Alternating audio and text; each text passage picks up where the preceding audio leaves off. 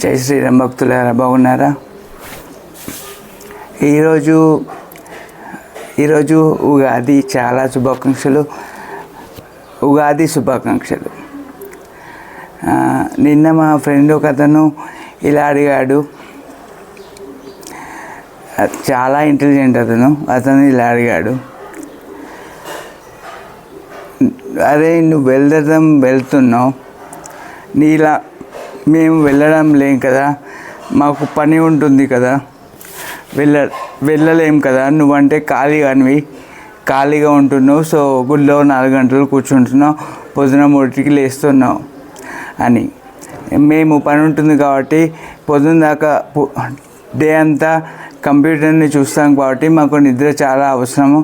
So 3కి లేవడం ఎలా కుదురుతుంది, ఎలా 4 గంటలు గుడికి పోవడం కుదురుతుంది అని అన్నాడు.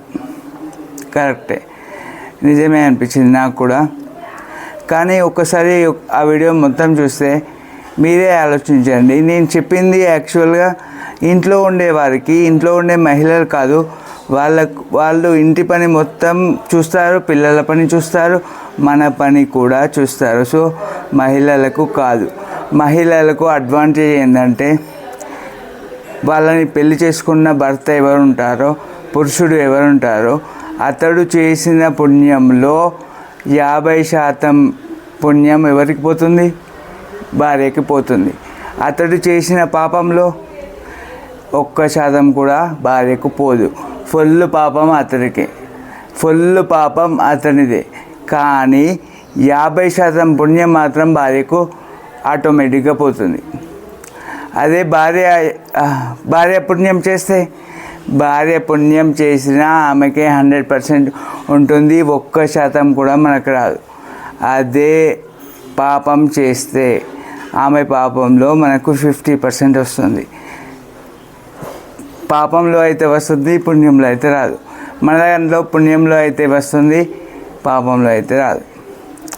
సో నేనేం చెప్తానంటే భక్తులారా, ఓకే అతను చెప్పింది నిజమే, మహిళలకు 50% అడ్వాంటేజ్ ఉంది. ఎలాగో సగమే. ఇప్పుడు 50% అంటే భర్తకు మిగిలేది సగమే. సో ఆ సగం అటు, ఆ సగం ఇటు. సో కాబట్టి భార్య చేయాల్సిన అవసరం లేదు, భార్య పూర్తిగా చేయాల్సిన అవసరం లేదు. భర్తకు సహాయం చేస్తే సరిపోతుంది. భర్త పుణ్యకార్యాలు నిర్వర్తించేటప్పుడు భర్తకి సహాయం చేస్తే సరిపోతుంది. కానీ భార్య మాత్రం చేయాల్సిన అవసరం లేదు. భార్య చేసిన దాంట్లో 1% కూడా రాదు, ఫుల్ పుణ్యం ఆమెదే. సో ఈ ఆఫర్ మీకే ఉంది కాబట్టి మీరు వాడుకోవచ్చు. మీ మీకు టైం ఉన్నప్పుడు, వీలున్నప్పుడు, నేను పూర్తిగా చేయొద్దు అనను, కానీ మీకు టైం ఉన్నప్పుడు, వీలున్నప్పుడు మాత్రం మీరు చేయండి అన్నా. సారీ భక్తులారా, అయితే ఈరోజు అయితే అలా ఉంటుంది. సో అందుకని అవసరం లేదు, స్త్రీలు అవసరం లేదు. ఓల్డేజ్ వాళ్ళు ఇంట్లోనే ఉంటారు. పిల్లలు చదువు అయిపోయిన జాబ్ రాని పిల్లలు ఇంట్లోనే ఉంటారు. చదువుకునే పిల్లలు స్కూల్కి, కాలేజ్కి వెళ్తారు. కానీ చదువు అయిపోయిన పిల్లలు జాబ్ ట్రయల్స్ అని చెప్పి ఇంట్లోనే ఉంటారు. వాళ్ళు వెళ్ళి కనీసం గంట సేపు, లేదంటే 30 నిమిషాల సేపు అయినా స్పెండ్ చేసి జపం చేసుకొని వస్తే వాళ్ళకు చాలా మంచిది. వాళ్ళకు కావాల్సిన జాబ్, అనుకున్న జాబ్, మంచి జాబ్ వస్తుంది అతి త్వరలో. అది చాలా అడ్వాంటేజ్ వాళ్ళకు. కానీ మనం చెప్తే ఏమంటారు? చెప్పినవుతి అంటారు. సో అది ఇప్పుడు స్టూడెంట్స్ అయిపోయారు, స్టూడెంట్స్ అయిపోయారు, మహిళలు అయిపోయారు. ఇప్పుడు మిగిలింది ఓల్డేజ్ వాళ్ళు, అంకుల్స్ అండ్ వర్క్ చేసేవాళ్ళు. చేయను, వీళ్ళు కాదు అంటున్నారు. సో మహిళలు అయిపోయారు, స్టూడెంట్స్ అయిపోయారు. మీరు అర్థం చేసుకోవాల్సింది ఇది ఒక్కటే. నేను చెప్పింది ఏంటంటే, వీలున్న వాళ్ళే చేయండి. అరే నాది కోమా స్టేజ్ రా భయ్, నేను పేషెంట్ని, నేనే పోతున్నా, నేనే దేవుని కాళ్ళు పట్టుకున్నా మీరెందుకు పట్టుకోరు? మీకు ఇంకా ఛాన్స్ ఉంది. ఇంకా నేను సరిగ్గా లేను, నేను ఇంకా హాస్పిటల్కి వెళ్తున్నా, ఎవ్రీ మంత్ హాస్పిటల్కి వెళ్తున్నా, ఇప్పుడు ట్యాబ్లెట్స్ వాడుతున్నా.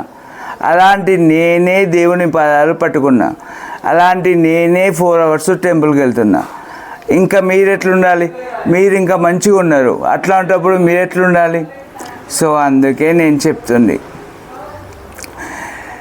ఎవరికో బాధలు చెప్పి ఏదో చేస్తారు, మనుషులు చేస్తారు అనుకునే బదులు దేవునికి చెప్పుకుంటే కనీసం కొంచెం మనలో కొంచెమన్నా పాజిటివ్నెస్ ఉంటుంది. ఎవరికో చెప్తే ఉండదు.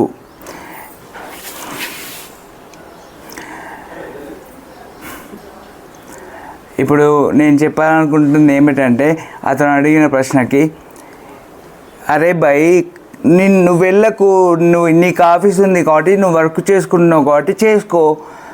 అలాంటి నీ కోసమే కదా ముక్కోటి ఏకాదశి ఉంది, శివరాత్రి ఉంది. అవి రెండింటిని వాడుకో. అవి 2 రోజులు కదా. నువ్వు శివరాత్రి హాలిడే, ముక్కోటి ఏకాదశి రోజు ఒక్కరోజు లీవ్ పెట్టలేవా? అలాంటి ఒక్కరోజు లీవ్ పెడితే నీ జాబ్ పోతుందా? అలాంటి జాబ్ ఎందుకురా బాబు? ఆ ఒక్క డే మాత్రం లీవ్ పెట్టి చెయ్యండి. అది చాలా చాలా ఫలితం ఇస్తుంది. మీరు అంచనా కూడా వెయ్యరు. నేను 10,000 ఫలితం కోసమే టెంపుల్కి వెళ్తున్నాను. అలాంటిది 3 కోట్లు. మనం 3 కోట్లు కౌంట్ ఎప్పుడు చేస్తాం? కనీసం 10,000 కౌంట్ ఎప్పుడు చేస్తాం? అట్లా అనుకుని నేను గుడికి వెళ్తున్నా. అలాంటిది 3 కోట్లు కౌంట్ ఎప్పుడు చేస్తాం? ఇదంతా అయ్యే పని కాదు. ఖచ్చితంగా హాలిడే లీవ్ పెట్టైనా సరే, క్యాష్ లీవ్ అయినా సరే, మీ శాలరీ కట్ అయినా సరే, మీకు వచ్చేది 3 కోట్ల ఫలితం కాబట్టి మీరు 3 కోట్లు సంపాదిస్తారా? ఇప్పుడు ఆ ఒక్కరోజు నువ్వు పనిచేసి ఏమో పీకినావు అనుకో, ఏమో చేసినావు అనుకో, నువ్వు 3 కోట్లు సంపాదిస్తావా? 3 కోట్లు సంపాదిస్తావా? నువ్వు 3 కోట్లు సంపాదించినప్పుడు అక్కడ 3 కోట్లు ఒక్కసారి అంటే, అది కూడా జై శ్రీరామ్ అని ఒక్కసారి అంటే 3 కోట్ల జై శ్రీరాములు ఇస్తానన్నాడు. అలాంటివి ఒక 108 అను, అలాంటిది ఒక రోజు పూర్తిగా అను. ఆ ఒక్కరోజే కదరా భయ్ నిన్ను చేయమన్నది. నువ్వు ఇంకా ఏమో క్వశ్చన్లు ఎత్తున్నావు. ఒకటే రోజు మీరు ఖచ్చితంగా చేయండి. ముక్కోటి ఏకాదశి చాలా ఇంపార్టెంట్. అలాంటిది శివరాత్రి ఇంకా ఘోరం. అది చాలా అన్లిమిటెడ్గా ఉంటుంది, దానికి లెక్కనే లేదు. దేవుడు శివయ్య ఏది ఇచ్చినా అన్లిమిటెడ్గానే ఇస్తాడు. ఎగ్జాంపుల్ మార్కండేయ మహర్షి. సో ఖాళీగా ఉన్నవారు, చదువు అయిపోయి వీలున్నవారు, చదువు అయిపోయి జాబ్ స్టైల్స్లో ఉన్నవారు, ఇంట్లో ఉండేవారు ఖాళీగా, అండ్ ఇంట్లో ఉండేవారు ఖాళీగా, అంతే. సో ఎంతవరకు మీకు వీలు ఉంటుందో, అరే నీకు 4 గంటలు వీలు లేదురా భయ్, కనీసం 1 గంట వెళ్ళు, కనీసం 30 నిమిషాలు వెళ్ళు, అది కూడా వీలు లేదా? అలాంటి నీకు టైంని ఎందుకురా క్రియేట్ చేసింది దేవుడు? నువ్వు దేవుడు క్రియేట్ చేసిన టైంని దేవునికే ఇవ్వడానికి నాకు వీలు లేదు అంటున్నావు. నీకు 30 మినిట్స్ వీలు లేకుండా నువ్వు ఉన్నావా? 30 మినిట్స్ వీలు లేకుండా నువ్వు ఉన్నావా? నాకు అర్థం కాదు. 30 మినిట్స్ వీలు లేకుండా నువ్వు కోట్లు సంపాదిస్తున్నావా? కోట్లు సంపాదిస్తున్నావా? ఇది చాలా ట్రాష్. నిజంగా నేను చెప్తున్నా, చాలా చాలా ట్రాష్. దీనికంటే ఇంపార్టెంట్ డే ఉండదు మీకు జాబర్స్కి. ఎవరైతే మాకు వీలు లేదు, కంప్యూటర్ చూడాలి, పడుకోవాలి అంటున్నారో వాళ్ళకు చెప్తున్నాను, మీకు ముక్కోటి ఏకాదశి అని శివరాత్రి అని 2 రోజులు ఉన్నాయి.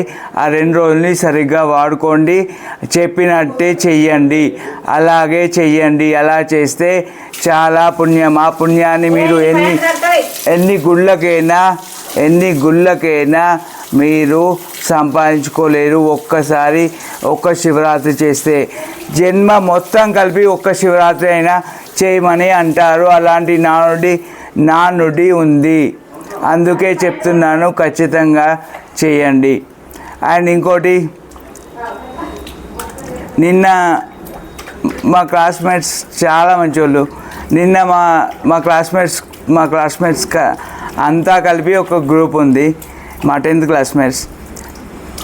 నేను అసలు ఎవరితో మాట్లాడలేదు, కానీ వాళ్ళు చాలా మంచోళ్ళు. ఇంత మంచోళ్ళతో ఇంతవరకు నేను మాట్లాడలేదంటే నాకే షేమ్గా ఉంది, చాలా అసహ్యంగా ఉంది నాకే.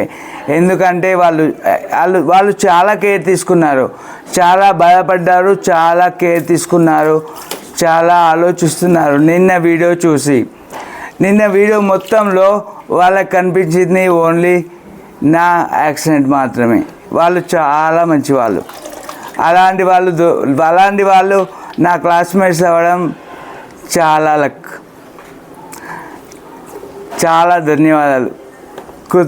థ్యాంక్స్. ఇంకోటి, నేను నిన్న మీకు చెప్పాను నాకు యాక్సిడెంట్ జరిగింది, ఇలా కోమాలో ఉన్నాను అని. కోమా నుండి నేను లేవడానికి కారణమైన అతన్ని నేను ఇప్పుడు మీకు చూపిస్తాను. కోమా నుండి లేవడానికి ఎవరు కారణమో, కోమా నుండి లేచి నేను అమ్మకు ఫోన్ చేసి అమ్మ అని మాట్లాడడానికి ఎవరు కారణమో నేను ఇప్పుడు మీకు చూపిస్తాను. ఒక్క నిమిషం ఆగండి. వీరే నా బంగారం చిట్టి తల్లి ప్రమోద్. వీని పేరు ప్రమోద్. అంటే గణపతి శతనామావళిలో ఒక పేరు గణపతి అని అర్థం. వీడు మా అన్నయ్య కొడుకు. వీడు పుట్టడం వల్లే నేను కోపం నుంచి బయటకు వచ్చాను. ఇంట్లో మమ్మీకి కాల్ చేసి మాట్లాడడం జరిగింది. వీడు పుట్టడం వల్లే నేను లేచానట. సో చాలా నాకు వీడు లక్కీ, చాలా లక్కీ. వీడు చాలా మంచిగా ఉంటాడు, చాలా ఇష్టం. చూశారు కదా, వాడు మా అన్నయ్య కొడుకు ఇవాళ వచ్చాడు. అందుకే ఈరోజు నేను మీకు చూపించాను. చాలా రోజుల నుంచి అనుకుంటున్నాను చూపించాలి అని. వాడు ఈరోజు వచ్చాడు, ఎందుకంటే ఇవాళ ఉగాది కాబట్టి నానమ్మ చేత పచ్చడి తాగడానికి వచ్చాడు. చాలా చాలా లక్కీ వాడు చేయబట్టే నేను బతికాను. నేను కోమా నుంచి లేచిన రోజు వాడు పుట్టినరోజు ఒకటే. చాలా లక్కీ వాడు ఎంత లక్కీ అంటే చాలా చాలా లక్కీ. ఇంకా ఈరోజు దేవి భాగవతం 103 పేజీ నుంచి చదవాలి యాక్చువల్గా. నిన్న మా ఫ్రెండ్ ఒకతను, అది ఆ ఇంటెలిజెంట్ ఫ్రెండ్, ఒక ఐడియా ఇచ్చాడు. ఒక్కసారి ఇలా అన్నాడు, ఏంటంటే నువ్వు 1 అవర్ పెడితే ఎవరు చూస్తారా వీడియోలు, కనీసం ఒక 15 minutes ఎంత ఉండేలా పెట్టు అని. నేను అంతకుముందు 30 పేజీలు అలా చదివేవాడిని, 30 పేజెస్ చదివేవాడిని దేవి భాగవతాన్ని. ఎందుకంటే నాకు దేవి భాగవతం తొందరగా కంప్లీట్ చేయాలండే, ఎందుకంటే కుతూహలం ఆగకపోయేది, ఎప్పుడెప్పుడు ముందుకు వెళ్దామా అని ఉండేది. నిన్న కూడా చూశారు కదా, అలా బాయ్ చెప్పి ఇలా వచ్చాను. సో అందుకే నేను రోజు 5 పేజెస్ చదవదామని ఫిక్స్ అయ్యాను. ఎందుకంటే అతను చెప్పాడు కాబట్టి. నా ఫ్రెండు చాలా మంచివాడు. రెడ్డీస్లో అమ్మాయిలు ఉంటే చూడండి, సాఫ్ట్వేర్ ఇంజనీర్ అతను. సాఫ్ట్వేర్ ఇంజనీర్ జాబ్ చేస్తున్నాడు, చాలా మంచివాడు. నిజం చెప్తున్నాను, నేను ఫ్రెండ్గా ఉన్నాను అంటే, నాకు ఫ్రెండ్గా ఉన్నాడు అంటే చాలా మంచివాడు. నేను చిన్నప్పటి నుంచి అతనితో ఉన్నాను. చూడండి, ట్రై చేయండి. ఎందుకంటే అతను ఇప్పుడు మ్యారేజ్ ట్రయల్స్లో ఉన్నాడు, అందుకే మీకు చెప్తున్నాను. సో దేవి భాగవతం అయిపోయింది. ఈ 1 hour వీడియోలు చేసేవాడిని కదా, ఎందుకంటే అవి చాలా లెంతీ అవుతున్నాయని నాకు అనిపించింది. ఎవరు చూస్తారు అని అతను కూడా అన్నాడు. నాకు కుతూహలం ఆగుతలేదు. అది ఎప్పుడు చదువుదామా ముందుకెళ్ళి వెళ్దామా అని ఉంది. అలా ఉండడం వల్ల నేను 1 hour 30 minutes వీడియోలు చేశాను. కానీ ఈరోజు నుంచి డైలీ 15 minutes వీడియో చేస్తాను. 5 పేజెస్ మాత్రమే చేస్తాను. ఇంకా మీకు చెప్పాలని చాలా ఉంది, నాకు చెప్పాలని చాలా ఉంది, కానీ టైంకి గుర్తురావు. నేను అనుకున్నవన్నీ గుర్తురావు, అదే ప్రాబ్లం. ఎందుకంటే ఎవరైనా చెప్తే టాపిక్ ఎగ్జాంపుల్, ఇప్పుడు చాలా చదివిన అబ్బాయిని ఏదైనా చెప్పు అంటే చెప్తాడు వానికి ఒక క్వశ్చన్ పేపర్ ఇచ్చి ఆన్సర్ షీట్ ఇస్తే రాస్తాడు. క్వశ్చన్ పేపర్ లేకుండా ఆన్సర్ షీట్ ఇచ్చి రాయమంటే వాడు ఏం రాస్తాడు? క్వశ్చన్ పేపర్ ఏది అని అడుగుదా. అలాగే నా పరిస్థితి కూడా. ఖచ్చితంగా నాకు ఏదో ఒక టాపిక్ ఎవరో ఒకరు గుర్తు చేయాలి. గుర్తు చేస్తే ఆ టాపిక్ మీద అలర్గనంగా మాట్లాడతాను, కానీ టాపిక్ మాత్రం ఖచ్చితంగా వాళ్ళు ఇవ్వాలి. నిన్న చెప్పాను నేను మీకు ఏంటంటే ఇప్పుడు కలియుగంలో జపం మాత్రమే ఉంది, ధ్యానం లేదు అని. ధ్యానం లేదు అంటే ధ్యానం చేసే కేపబుల్ మనం కాదు, ధ్యానం చేసే అంత కేపబుల్ మనుషులు కాదు. అలా మనుషుల్ని కేపబుల్ చేయడానికి సద్గురు కర్ణాటకలో సద్గురు గారు ఎలా యోగా చేయాలో, ఎలా కూర్చోవాలో, ఎలా కూర్చొని ధ్యానం చేయాలో చెప్తున్నారు. చాలా బాగా చెప్తున్నారు. ఆ ఆసనాలు వేసిన తర్వాతనే ధ్యానానికి కూర్చోవాలి. ఇప్పుడు అందరూ ఏంటి, నాన్ వెజ్ తింటున్నారు, చికెన్ మటన్ తింటున్నారు, బీఫ్ తింటున్నారు, వెళ్ళి ధ్యానానికి కూర్చుంటున్నారు. అరే బాబు, అది 6th వంతు, 6వ వంతు నీ మనసు అవుతుంది. నువ్వు తిన్నదే 6వ వంతు నీ మనసుగా మారుతుంది. 6వ వంతు నీ మనసుగా మారుతుంది అంటే నీకు చాలా క్రియల్ థింగ్సే ఉంటాయి, క్రియల్ ఆలోచనలే వస్తాయి. అంతే కానీ నువ్వు సాత్వికంగా ఎలా తయారవుతావు? సద్గురు దగ్గరికి మనం పోతే ఫస్ట్ బంద్ చేసేది నాన్ వెజ్ బంద్ చేసిన తర్వాత అతను కొన్ని ఆసనాలు చెప్తాడు. కూర్చుంటే కాలు తిమ్మిది ఎక్కకుండా, కూర్చున్నాక నడుము నెయ్యకుండా, 1 గంట సేపు కూర్చునేలా, 2 గంటల సేపు కూర్చునేలా, 6 గంటల సేపు కూర్చునేలా సద్గురు ట్రైనింగ్ ఇస్తాడు. సో ఆ విధంగా ట్రైనింగ్ తీసుకోవడం వల్ల మనము ఫస్ట్ కూర్చోగలుగుతాం. మనం ఫస్ట్ కూర్చోగలిగిన తర్వాత మనము ధ్యానం చేసుకోవచ్చు. అంతేగాని నువ్వు ధ్యానం చెప్తున్నారు, ఇక్కడ చెప్తున్నారు, ఈ హాల్లో చెప్తున్నారు, వీళ్ళు చెప్తున్నారు, ఈ వీళ్ళు చాలామంది వస్తున్నారు అని చెప్పి నువ్వు పోతే నువ్వు తినేది నాన్ వెజ్. క్రూయల్ థింగ్, రజోగుణం ఉంటుంది అందులో, రజోగుణం ఉంటుంది. రజోగుణం ఎందుకు ఉంటుంది? ఒక జంతువును చంపేటప్పుడు అది హీ అని అవుతుందా? బాధపడుతుంది, కన్నీరు పెట్టుకుంటుంది, ఏడుస్తుంది, భయపడుతున్న దాన్ని అతి క్రూరంగా మనుషులు చంపేస్తున్నారు. చంపిన తర్వాత వండుకొని తింటున్నారు, తిని మళ్ళీ ధ్యానానికి కూర్చుంటున్నారు. అందులో ఉన్న ఆ భయాందోళనలు మనలోకి రావా? అదే సద్గురు చెప్తాడు. అందుకే నాన్ వెజ్ తినకండి. ఈ ఉగాది నుండి అయినా మీరు ఒక అడుగు దైవ మార్గం వైపు వేయండి, భక్తి మార్గం వైపు వేయండి. అరుణాచల శివ.